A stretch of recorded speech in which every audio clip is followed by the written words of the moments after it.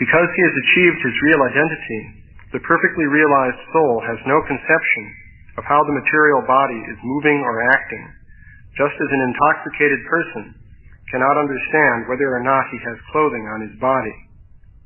Purport by Srila Prabhupada. This stage of life is explained by Rupa Goswami in his Bhakti Rasamrita Sindhu. A person whose mind is completely dovetailed with the desire of the Supreme Personality of Godhead, and who engages 100% in the service of the Lord, forgets his material bodily demands. So, I always wondered what this meant. There's another verse that says the same thing. I was trying to understand what it meant, so I looked up this one. Let's see, this one says,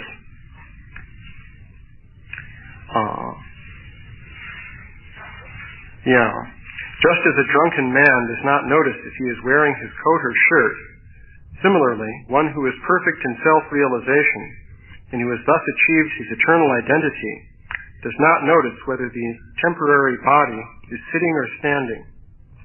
Indeed, if by God's will the body is finished, or if by God's will he obtains a new body, the self-realized soul does not notice, just as a drunken man does not notice the situation of his outward dress.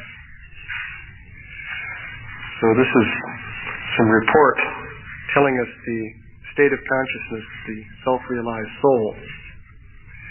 Of course, one can immediately ask, well, in that case, how does the person conduct his affairs? Because if he doesn't notice what his body is doing, and if you talk with him, who are you talking with, for example? Maybe someone will have some insight. The only understanding I can intuitively arrive at of this is that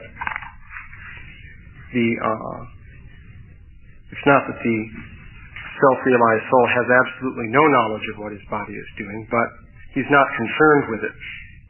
And the demands of the body and mundane mind and senses and so forth don't bother him.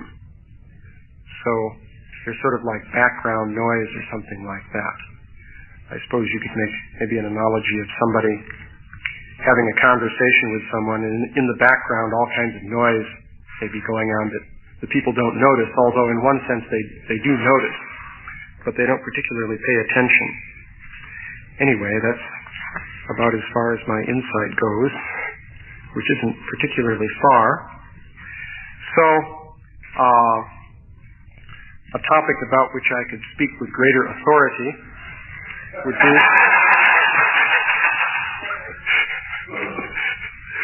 would be the state of the conditioned living entity, and the consciousness of the living entity who is influenced by the three modes of material nature. So, let's see. There are some interesting verses in this 11th canto which refer to that. Let's see. First of all, there's an interesting definition of death. It goes as follows. When the living entity passes from the present body to the next body, which is created by his own karma, he becomes absorbed in the pleasurable and painful sensations of the new body and completely forgets the experience of the previous body. This total forgetfulness of one's previous material identity, which comes about for one reason or another, is called death. So, that's an interesting definition of death. Death is the forgetfulness of the previous body. So, because sometimes people ask, well, if you lived before, then why don't you remember that? And this would answer that death actually, by definition, is the process of forgetfulness of the previous life, which enables you to become absorbed in another life. So, of course, one might ask, why is it done in this way? It seems that karma is delivered in chunks. So you have it's sort of like it's quantized. We can borrow terminology from physics. In physics, energy goes by quantum jumps with no transition in between. So it seems that karma comes in quantized units known as lives.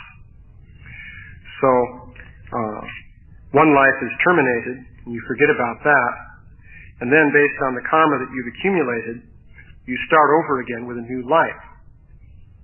That seems to be the circumstance. So then there's a definition of birth here. O most charitable Uddhava, what is called birth is simply a person's total identification with a new body. One accepts the new body just as one completely accepts the experience of a dream or a fantasy as reality. So, let's see, just as a person experiencing a dream or daydream does not remember his previous dreams or daydreams, a person situated in his present body, although having existed prior to it, thinks that he has only recently come into being. So this is the situation in which we find ourselves. So the self-realized soul comes to recognize his own true identity, but at least, even if we're not self-realized, we can try to understand theoretically what our real identity is, so that we can act in such a way, act in a way that will be conducive to developing self-realization. So we have this discussion of the relationship between the soul, the subtle body, and the gross body, and this is useful for guiding us in the matter of attaining self-realization. So there are some interesting descriptions here describing the nature of the material body. The soul is actually a substantial entity and is eternally existing. So the material body, however, is actually a sequence of transformations of some underlying energy, which is quite distinct from the material body itself. Sometimes it's described that the material elements enter into the body, but at the same time they don't enter. You can see intuitively what that would mean. Consider, for example, that there's carbon in your body. Actually, there's quite a bit of carbon. You could make quite a number of lead pencils from it. One could say that to a carbon atom, it doesn't really make any difference whether it's in your body or it's in the lead of a pencil. Because, well, for the carbon atom, it's the same thing. It's just doing what carbon atoms do. The same for an atom of hydrogen or nitrogen or whatever. So, looked at from that point of view, your body doesn't really exist. Because if you take any given atom in your body, that's just an arrangement of, whatever an atom really is. The scientists speak of valence bonds and all this kind of thing. But the atom is just situated in a particular condition. Likewise, an atom of the same type situated in a piece of dead matter is bonded to certain other atoms. It's situated in a particular situation. So your body is just the sum total of all those atoms. So in that sense, the body doesn't really exist. Of course, it does exist, but what exists there is really only the pattern formed by the atoms in that particular arrangement. Just as if you put dots on a piece of paper, you can create a letter. So the letter is just the sum total of the dots on a piece of paper. Likewise, by putting together letters, you can create a word, a sentence, or an entire book that expresses a whole elaborate idea. But all you've got are dots on a piece of paper. So that's what the body is like. So there are verses here that describe that idea. For example, it's stated, the different stages of transformation of all material bodies occur just like those of the flame of a candle, the current of the river, or the fruits of a tree. So you can consider the current of a river. You may think a river is a permanent thing, but actually at one given moment in time you have particular bits of water that are there, and then a little while later there will be other bits of water moving in a different way, and there's constant transformation going on. So in one sense there's no river, there are just many different instances of rivers. And you just lump them together and you say, this is the river. As far as the flame of the candle, Krishna describes this in greater detail in the next verse. Actually, this sounds like physics, also. It says, although the illumination of a lamp consists of innumerable rays of light undergoing constant creation, transformation, and destruction, a person with illusory intelligence who sees the light for a moment will speak falsely, saying, this is the light of the lamp. So, the physicists also say that photons are being produced by a source of light. So they're constantly being created and annihilated when they hit things and are absorbed. So, in one sense, it's false to say that is the light, because really there are just particular photons being created and annihilated, and that's always changing. It's never the same from one moment to the next. So the idea of the light is actually false. Or here again, the river. As one observes the flowing river, ever new water passes by and goes far away. Yet a foolish person, observing one point in the river, falsely states, this is the water of the river. Similarly, although the material body of a human being is constantly undergoing transformation, those who are simply wasting their lives falsely think and say that each particular stage of the body is the person's real identity. So, this is the situation of the material body. Now, in contrast to this, the soul actually exists. So in the case of the soul, if you say this is the soul, then you'd be right. Because the soul has substantial reality. It's an actual existing thing. Whereas the body is a process which is just a succession of states of something else different from the body. Whether it be atoms or quantum fields or the elements of Sankhya philosophy. You could describe it in different ways, but the same idea comes across. So in that sense, the body is not really the self at all. And in one sense, it doesn't really exist. This virtual reality metaphor also is useful for illustrating this. So nowadays, they've been able to create what they call virtual realities within computers. So the way this works is that you have a apparatus which covers the senses of an individual. So this could consist of an arrangement that puts little TV cameras in front of TV screens in front of the eyes, so that what you see is what is on the TV screens. And then you could have earphones over the ears, so that what you hear is coming in from the earphones. And one could even go further and put some sort of form-fitting suit on the body, so that what you feel is also transmitted to you by the computer. And then your bodily motions are transferred back into the computer by another sensory link-up.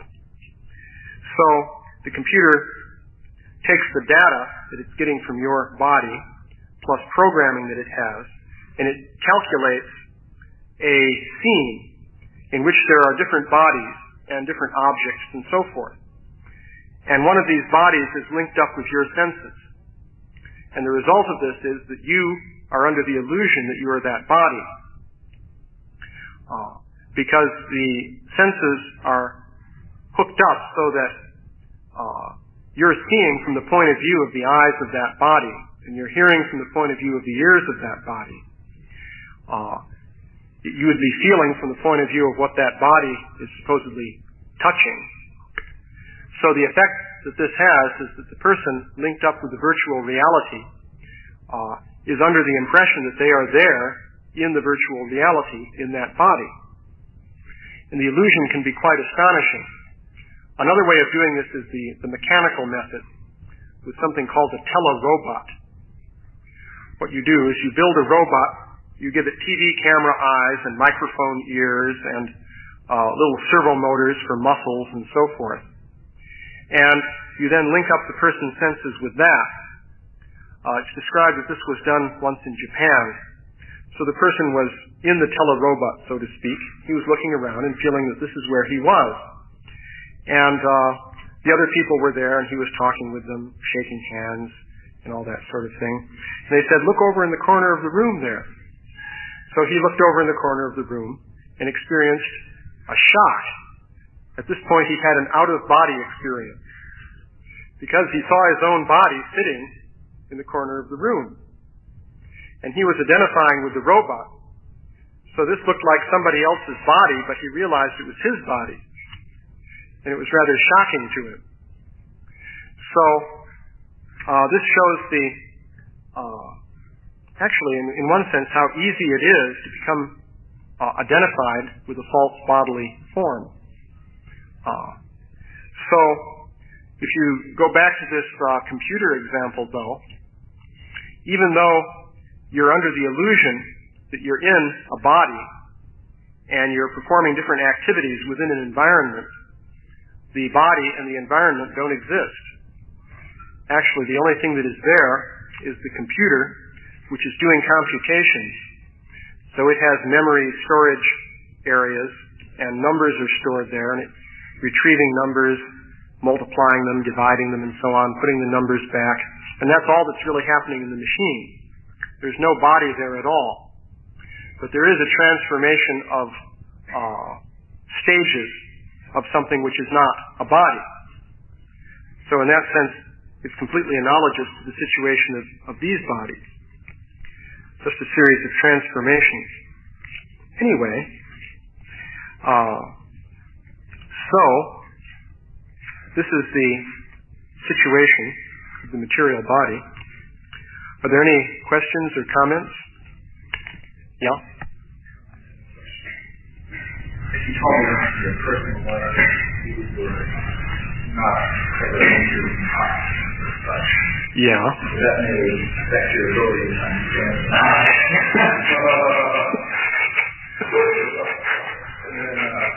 And that seems, my question would be, given the example of the, like the robot, the person who puts up to the, what would you call it, electro-robot? Telerobot. Telerobot. Apparently he's forgotten his, present body. So maybe just sort of reverse that, and use that for an analogy to understand the state of the self-realized soul regarding his. When he gets tuned into the spiritual body, well, yeah, that's the. You can use that analogy and color. Yeah, you could switch it around that way. The self-realized soul, well, he's realized the self, so what does that mean? What is the self, anyway? So, you actually have a spiritual body. In fact, you are that spiritual body. But in the conditioned state of consciousness, we're unaware of that, just as a person in a dream is unaware of his gross body.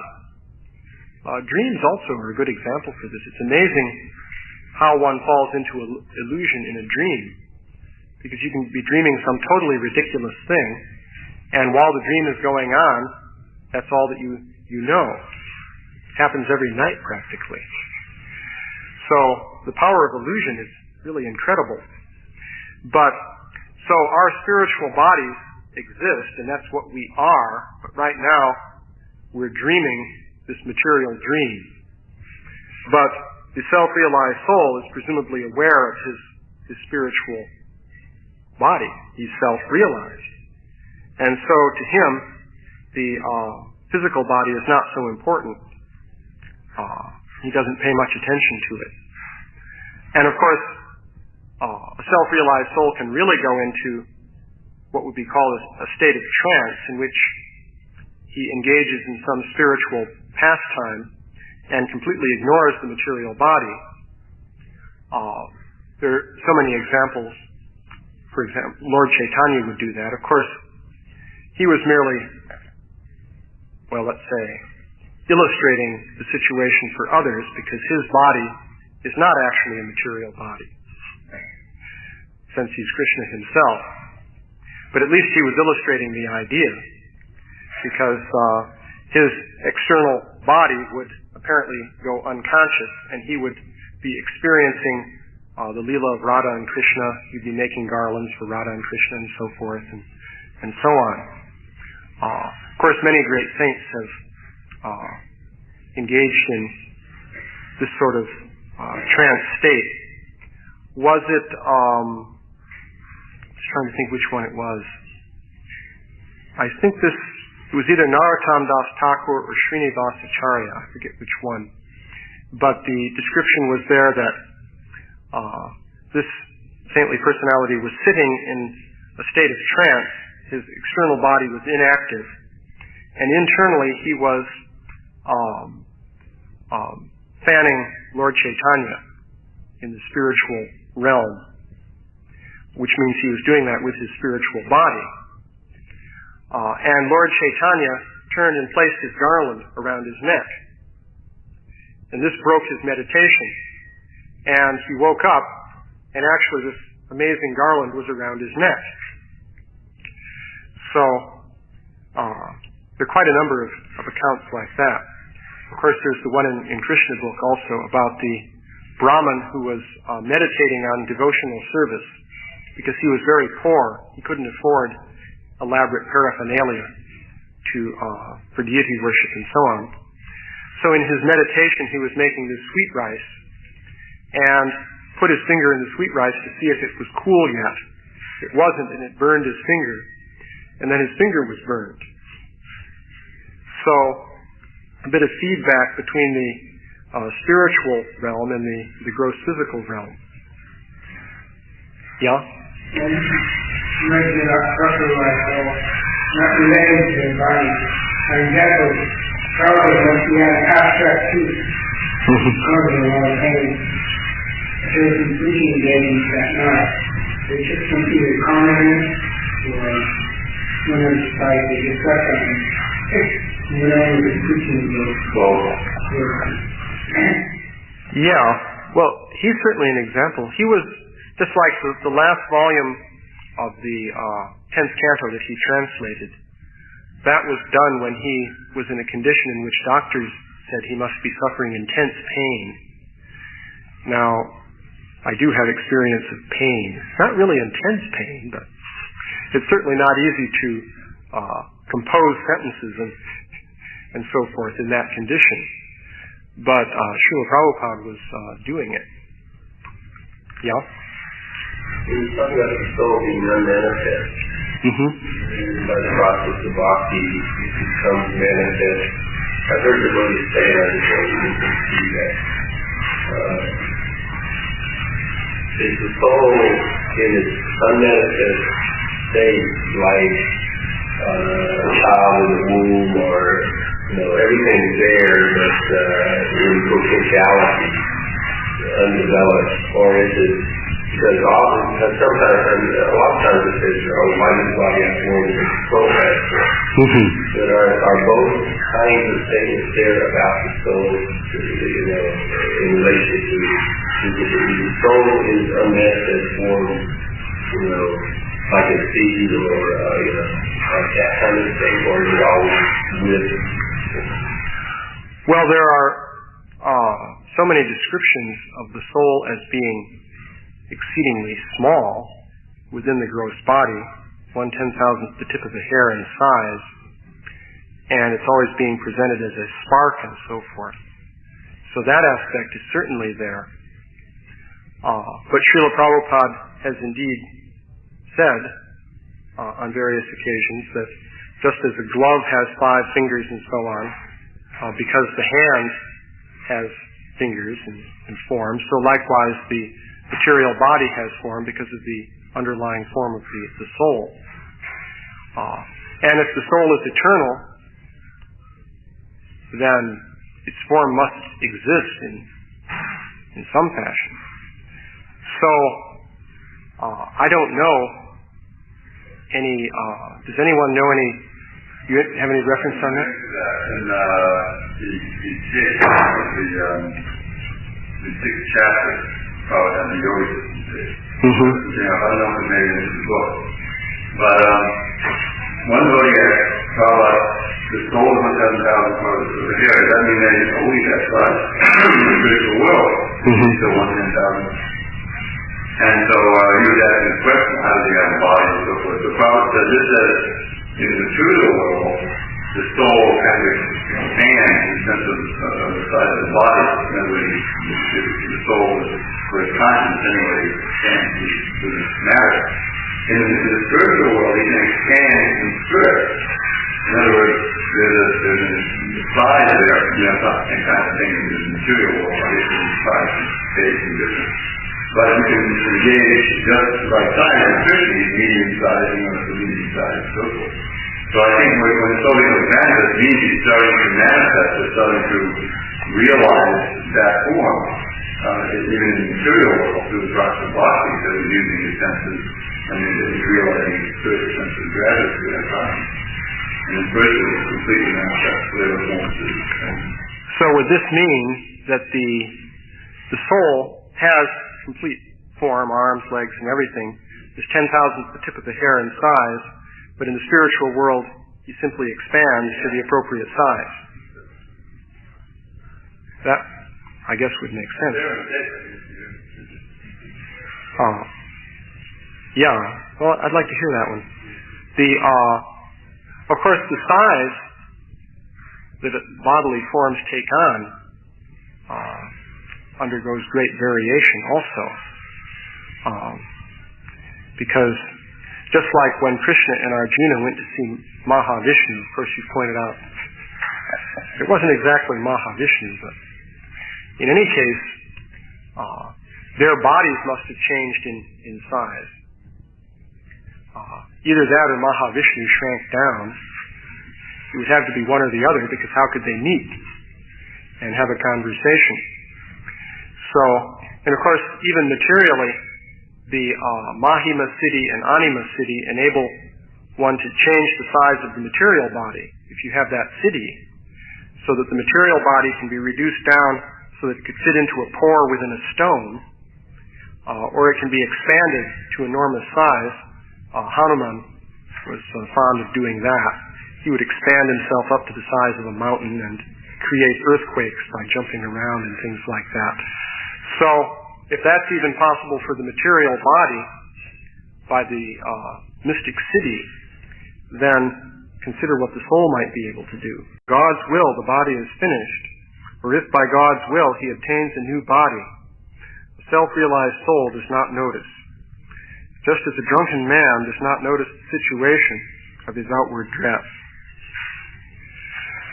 So this is some report telling us the state of consciousness, the self-realized soul. Of course, one can immediately ask, well, in that case, how does the person conduct his affairs?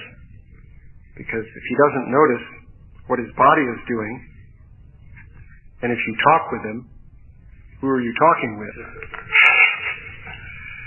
I always wondered what this meant.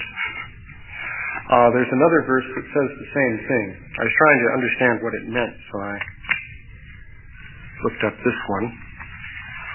Let's see, this one says,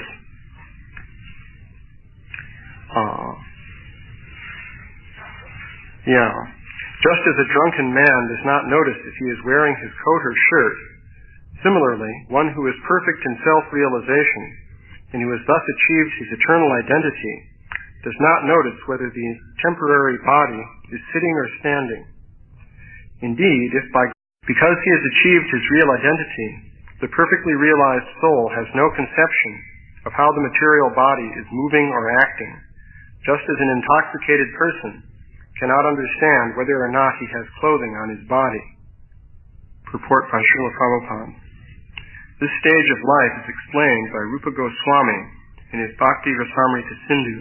A person whose mind is completely dovetailed with the desire of the Supreme Personality of Godhead and who engages 100% in the service of the Lord forgets his material bodily demands. So, something like that.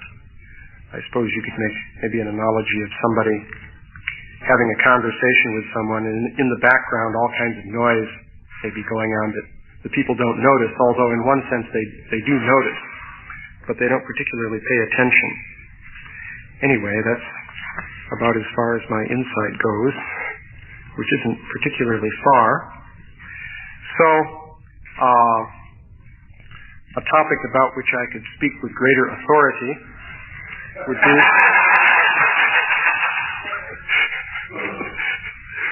would be the state of the conditioned, for example. Maybe someone will have some insight. The only understanding I can intuitively arrive at of this is that it's not that the self-realized soul has absolutely no knowledge of what his body is doing, but he's not concerned with it. And the demands of the body and mundane mind and senses and so forth don't bother him. So they're sort of like background noise or something.